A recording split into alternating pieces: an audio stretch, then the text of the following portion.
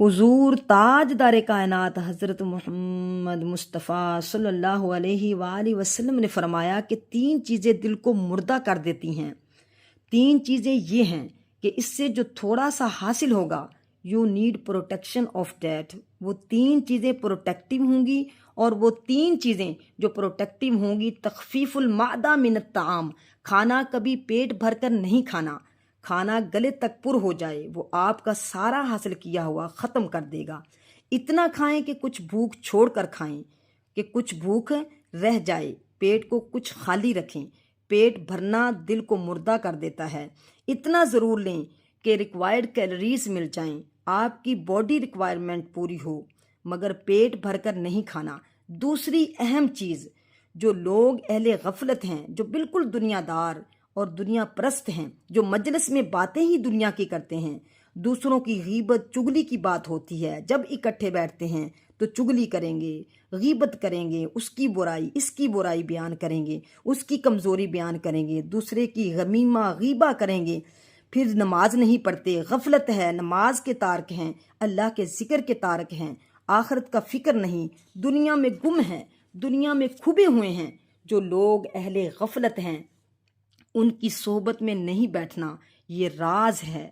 ان کی کمپنی سے اوائڈ کریں، وہ انسان ہے، وہ مسلمان ہے، ان سے لین دین ہے، کاروبار ہے، سلام دعا ہے، کاروبار کریں، اس سے منع نہیں ہے، کاروبار کریں، لین دین کریں، معاملات کریں، جو چیز واجب ہے دنیا کی ضروریات کے لیے وہ کریں، مگر اس سے بڑھ کر ان کی مجلس میں بیٹھیں، ان کی محفل میں بیٹھیں، ان کی صحبت میں بیٹھیں، ان کو اپنے کمپینینز بنائیں، فرینڈز بنائیں، ان کے ساتھ بیٹھیں، تو جب بیٹھیں گے تو گپ شپ لگائیں گے ان کے ساتھ، تو وہ گپ شپ دل کو مردہ کرے گی، کیونکہ وہ ساری گپ شپ دنیا کی گپ ہے، اس میں اللہ کا ذکر نہیں ہے، اس میں آخرت کی کوئی فکر ہی نہیں ہے۔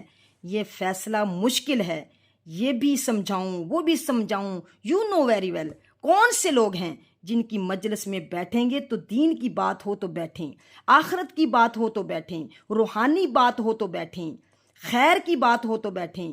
حضور تاجدار کائنات حضرت محمد مصطفیٰ صلی اللہ علیہ وآلہ وسلم سے صحابہ کرام نے پوچھا کن کی کمپنی میں بیٹھنا اچھا ہے، تو آقا علیہ الصلوۃ والسلام نے فرمایا 3 قسموں کے لوگوں کی مجلس میں بیٹھنا اچھا ہے، وہ اچھے جلیس ہیں۔ ایک وہ جن کو دیکھو تو اللہ یاد آئے، ایک وہ ان کی باتیں ان کا کلام سنو تو علم و حکمت کا اضافہ ہو، ایک وہ ان کے عمل دیکھو تو آخرت کی رغبت پیدا ہو، آپ کو آخرت یاد آئے۔ بس یہ معیار ہے، صحبت ان کی رکھو، کام کاج سب سے رکھیں، معاملات سب سے رکھیں، مگر صحبت اور مجالست ان کی رکھیں۔ یا ایسا بندہ یا ایسے لوگ جن کو دیکھنے سے اللہ یاد آ جائے، یا ان کے اعمال کو دیکھنے سے آخرت کی رغبت پیدا ہو، یا ان کی گفتگو سننے سے علم اور حکمت میں اضافہ ہو۔ جس مجلس میں یہ تینوں چیزیں نہیں ہیں اس مجلس میں نہ بیٹھیں۔ یہ ہے سارا گر زندگی کا۔ تھوڑا سا محنت کر کر کے اتنی کمائی ہوگی تو ایک مجلس میں ساری کمائی کو برباد کر دیتی ہے، ایک بری صحبت تو ساری زندگی آپ اتنا چلے نہیں تھے جتنا پیچھے چلے گئے، تو وہیں کے وہیں کھڑے رہتے ہیں۔ یہ ہے اصل پرابلم۔ آپس میں جب بھی بیٹھیں تو غیبت کرتے ہیں، کمزوریاں کس میں نہیں ہیں؟ جس مجلس میں میری مراد 8-10 لوگ کا اکٹھا ہونا نہیں ہے، 1 to 1 بھی مجلس ہے، ایک بندہ اور دوسرا بیٹھے، یہ بھی مجلس ہے۔ تو جس مجلس میں، مجالسہ میں، یا جس مصاحبہ میں، صحبت میں، کمپنی میں غیبت بھی ہو کبھی نہ بیٹھیں۔ تو جب غیبت والی مجلس میں بیٹھنے سے منع کیا ہے تو خود غیبت کیسے کر سکتے ہیں؟ غیبت نہ آپ کے کان پہ پڑے نہ آپ کی زبان پہ آئے۔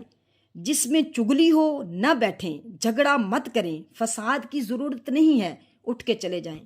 جس میں دنیا پرستی کی لغو گفتگو ہو، لغو بے مقصد گفتگو دلوں کو مردہ کرتی ہے، جس مجلس میں شر کی بات ہو نہ بیٹھیں، جس مجلس میں لوگوں کی برائیوں کو پن پوائنٹ کیا جائے نہ بیٹھیں، نہ کریں، نہ بیٹھیں، نہ سنیں۔ یہ ساری چیزیں آپ کے دلوں کو مردہ کرتی ہے، آپ کے دلوں کو مردہ کرے گی، آپ کو پتہ ہی نہیں چلے گا تو دل مردہ ہوتے جائیں گے۔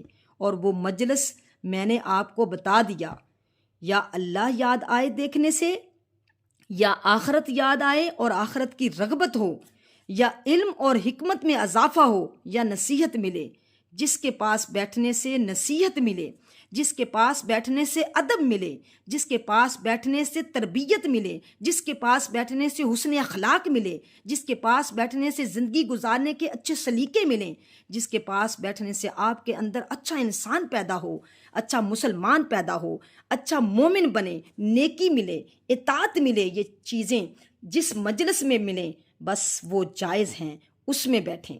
بقایا کے ساتھ جاب کرنی ہے، آفس میں بیٹھیں، کولیگ ہے، کام کریں، کاروبار کریں، جائیں، شادی بیاہ پر جائیں، دکھ سکھ پر جائیں، خوشی غمی پر جانا آنا ہے، جائیں آئیں، بزنس کرنا ہے 100 بار کریں، جوائنٹ وینچر کر رہے ہیں 100 بار کریں، دنیا کے سارے کاموں میں مشغول رہیں۔ جب کام ختم مجلس بھی ختم۔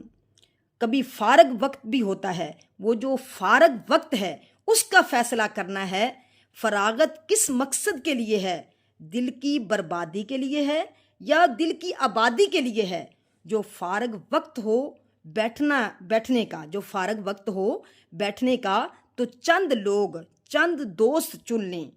جب انسان کا جی چاہتا ہے کہ گفتگو کرے کسی سے تو وہ چند دوست چن لیں، باقیوں کے ساتھ مسکرا کے ملیں، ہنس کے ملیں، پیار سے ملیں، محبت سے ملیں، عزت سے ملیں، کسی سے نفرت کرنی ہی نہیں، ہر ایک سے خوش ہو کر ملیں، جو کام فرض ہے واجب ہے ادا کریں۔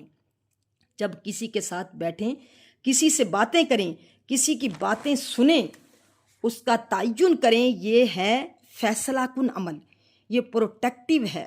اگر یہ پروٹیکشن نہیں ہے تو اچیومنٹ ہوگا، جاتا رہے گا۔ مثال کے طور پر، ایگزامپل کے طور پہ، آپ کی جیب ہے، نیچے سے کسی نے کاٹ دی ہے، اب آپ کما کما کر اس جیب میں ڈالتے جائیں اور شام کو دیکھیں گے کہ کتنے ہو گئے پیسے، تو ہاتھ ڈالیں گے تو پورا ہاتھ ہی نکل جائے گا، پیسہ بچے گا ہی نہیں،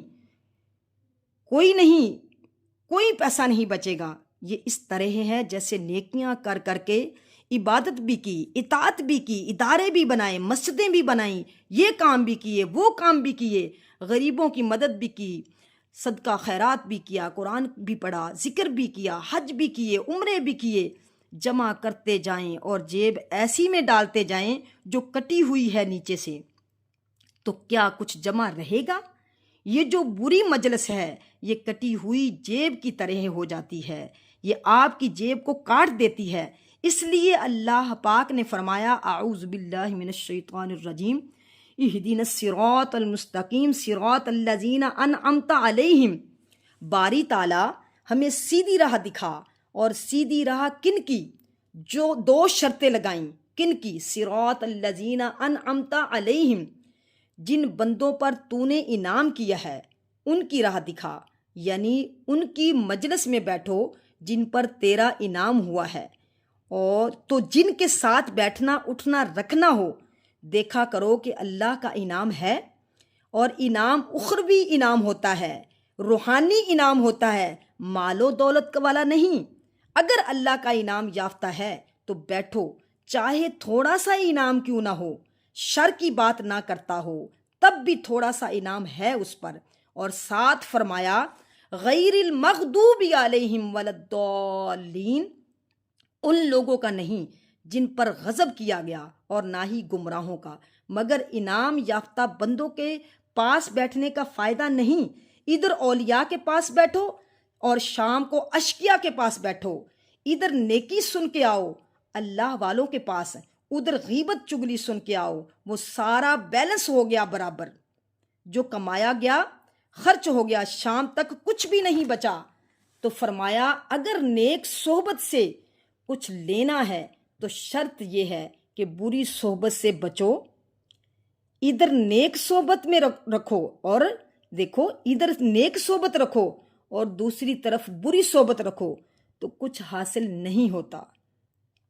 اللہ تعالی ہمیں بری محفل، بری مجلس، بری صحبت اور برے لوگوں سے محفوظ رکھے، آمین ثم آمین۔